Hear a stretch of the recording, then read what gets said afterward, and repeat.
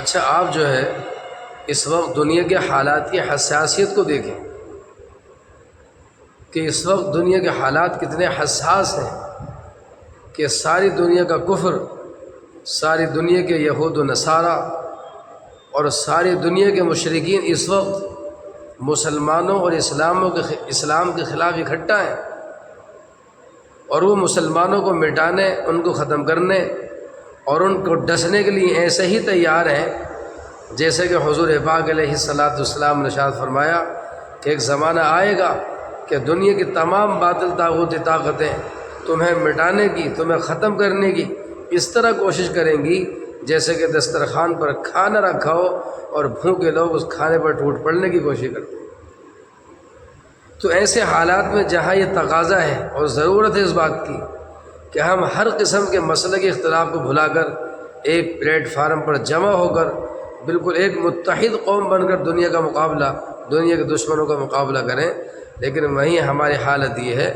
کہ آج بھی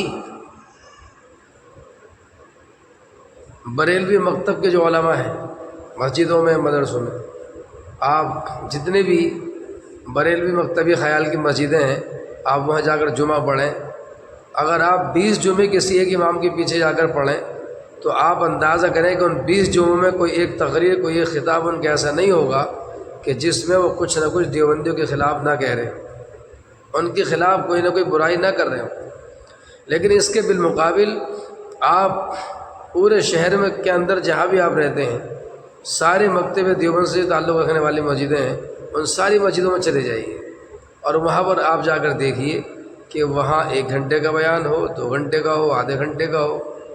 ایک جملہ بھی، ایک بات بھی کہیں بھی کسی طرح سے بھی مسئلے کی بھید بھاؤ پر آپ کو نہیں ملے گی۔ یہ ساری کی ساری چیزیں 15-20 سال سے ہمارے علماء نے بالکل ختم کر دی۔ اب حالات کا تقاضا یہ ہے ہی نہیں، حالات کا تقاضا یہ ہے کہ ہم سب ایک ہو کر، متحد ہو کر دشمن کا مقابلہ کریں۔